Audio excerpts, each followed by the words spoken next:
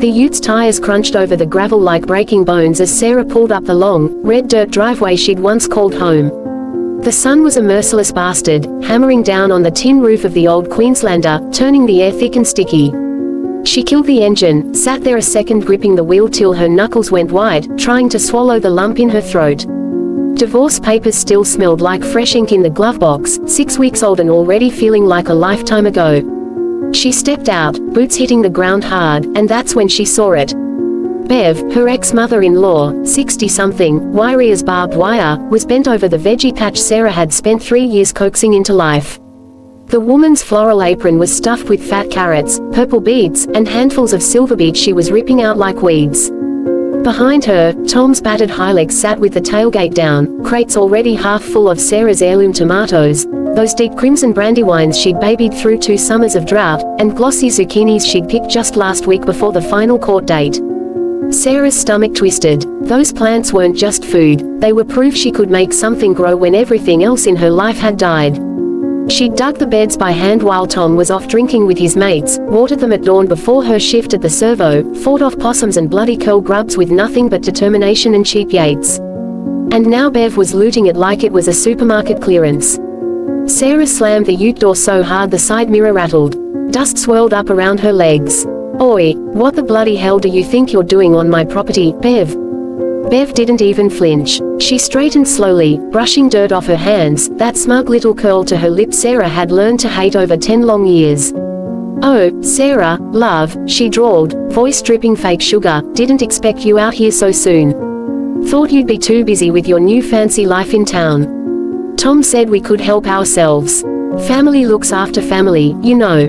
Sarah took 2 steps forward, boots sinking into the soft earth she'd turned herself.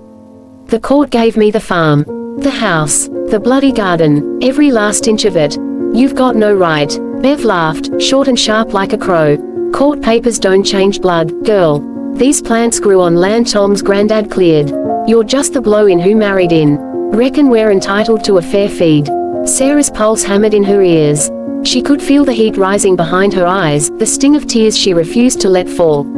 All those nights she'd cried herself to sleep after finding lipstick on Tom's collar, all those mornings she'd dragged herself out here to the dirt because it was the only thing that didn't lie to her, and now they were stripping it bare while she was still bleeding. She glanced at the loaded crates again. Her strawberries, those sweet little heart-shaped bastards she'd protected with netting, were already gone, crammed into an esky like they meant nothing. "You planned this," she said, voice low and shaking.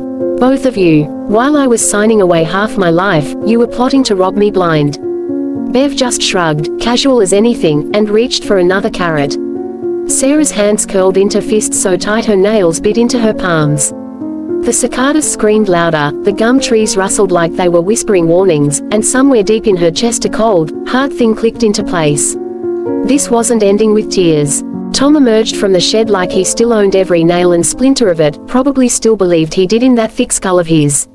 He wiped greasy hands on an old rag that used to be Sarah's favorite floralty towel, the one she'd bought at the markets in Mildura before everything went to shit. His checked flannel hung half open, beer belly hanging over the belt like it was proud of itself, and that trademark cocky grin slid across his face, the same one she'd once melted for, back when she was young and stupid enough to think love could fix a man like him. He sauntered over the dirt path she'd raked level last spring, boots kicking up little puffs of red dust. "Sarah, mate," he drawled, voice thick with fake reasonableness, like he was soothing a spooked horse, "no need to lose your shit over a few veggies. Mum's just grabbing bits for the barbie tonight. Family barbie, you know. We're not nicking the family jewels here." Sarah's gaze snapped to the esky leaning against the Hilux's rear tire. The lid was cracked open, just enough to catch the late afternoon sun glinting off glossy red strawberries, her strawberries. The alpine ones she'd babied through 2 brutal summers, netting them against cockatoos, hand-watering at dawn before her servo shifts, photographing every ripe one like a proud mum. She'd posted them online once, caption, "Proof good things still grow here," and strangers had liked and commented while Tom was off screwing his barmaid. Now they sat crammed in there like cheap Woolies specials. She took a step forward, boots sinking into the soft earth she'd turned herself. "Those are mine, Tom. Every single bloody one. I planted the runners. I fought off the curl grubs with nothing but coffee and spite. You were too busy shagging around to even notice the garden existed. Tom's grin flickered. Just a hitch, barely there, then snapped back like a rubber band. Christ, always so bloody dramatic. It's fruit, Sarah. There'll be more next year. Don't make this into World War III. Bev straightened up from the patch, dirt caked under her nails, silver beak dangling from her fist like trophies. She didn't even pretend to hide the smirk. He's right, love. You were always precious about your little hobby patch. Thought putting a ring on it gave you the keys to the kingdom. Newsflash, city girl, this land's been in the family for 4 generations. You were just passing through. The words landed like slaps.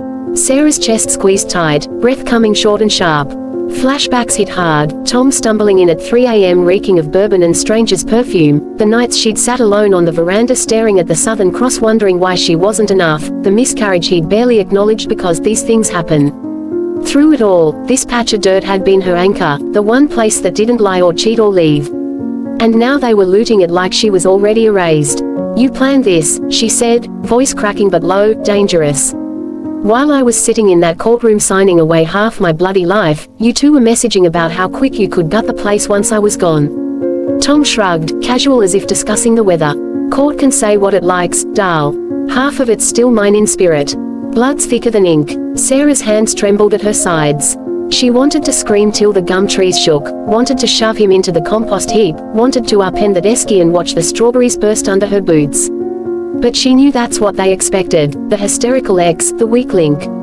So she locked eyes with him instead, letting the rage simmer cold and bright behind her ribs. You always said I was too soft, she whispered. Too city, too weak to stand up for myself.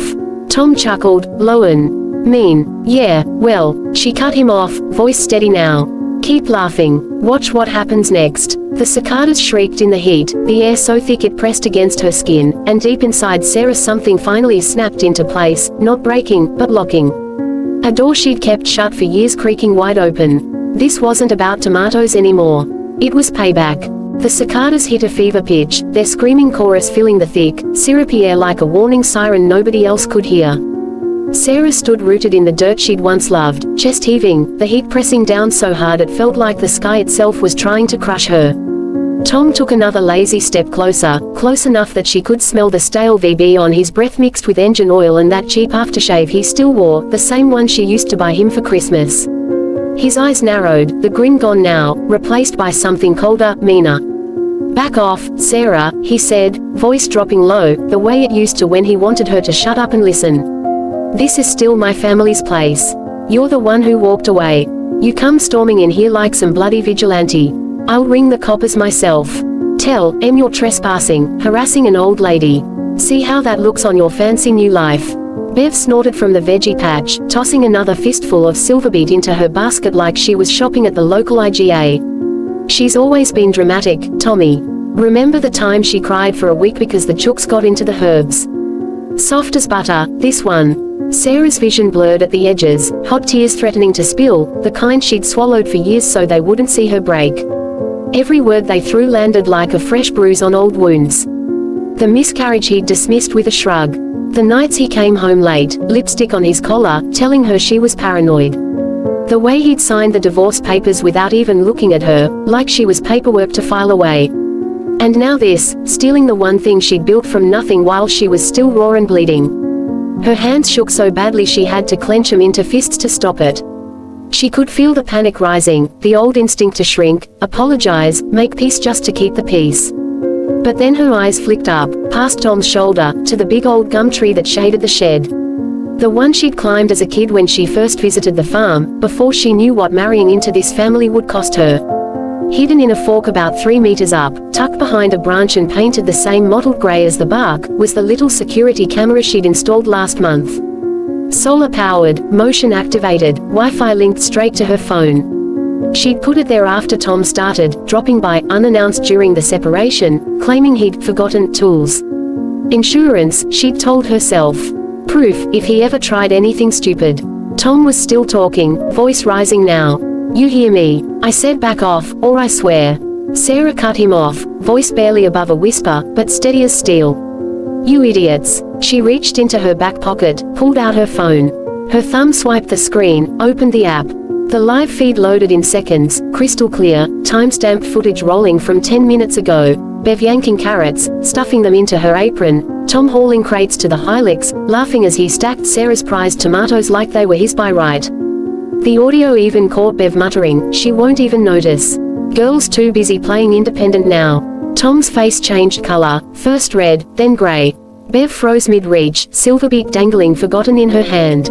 Sarah held the phone up so they could both see the screen. "Smile," she said, voice flat. "You're on camera." The cicadas kept screaming, but to Sarah it sounded like applause. Her heart thundered, not with fear now, but with something fiercer, something that felt. Sarah's thumb hovered over the screen for half a heartbeat, then she hit record again, this time live streaming straight to her private Facebook group, the one full of servo mates, old school friends, and the women from the domestic violence support meetup she'd finally joined last month. The caption typed itself in seconds, "This is what family outrage looks like in the bush. Ex-husband and ex-mother-in-law caught red-handed looting my court-awarded farm. Video don't lie." She angled the phone so the Hilux, the crates, Bev's dirt-streaked apron, and Tom's stunned gob all filled the frame. "Oi!" Tom barked, lunging forward like he could snatch the phone. Sarah stepped back smooth as anything, boots planted firm in her dirt. "Touch me and I'll add assault to the list," she said, voice calm now, the tremble gone. Bev's face had drained to the color of old dishwater, the silver bead slipped from her fingers and hit the ground with a soft thud. Sarah kept the camera rolling. "For the record," she said loud and clear, "this is my property. Court order dated November 12, 2025. These two are trespassing and stealing. I've got the footage, time-stamped, and I'm calling it in right now." She dialed 000 with one hand, speaker on so they could hear the operator's crisp voice cut through the cicada drone. "Police assistance, please. Theft in progress at my rural property, coordinates sent. Perpetrators are my ex-husband and his mother. I have video evidence." Tom swore under his breath, started pacing like a caged dog. Bev tried to play the frail old lady card, clutching her chest. "This is ridiculous, love, we're family. Family doesn't rob each other blind," Sarah cut in. "You made sure of that when you backed him through every lie, every late night, every time he made me feel small. You don't get to play victim now."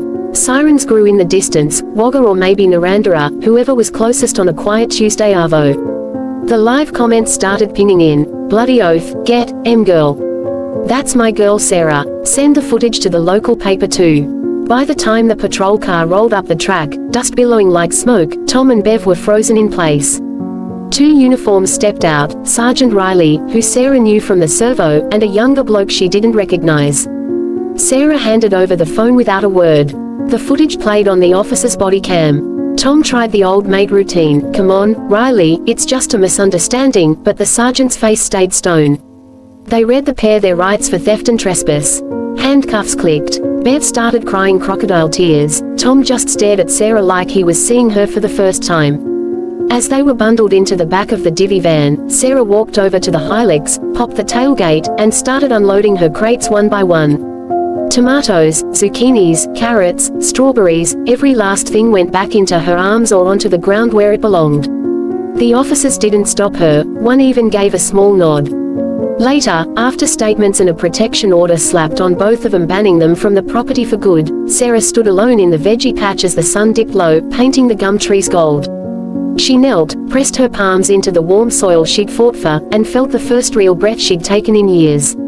She wasn't crying anymore. She was planting new seeds tomorrow, stronger ones, the kind that thrived on spite and sunshine. And this time, nobody was touching her harvest again.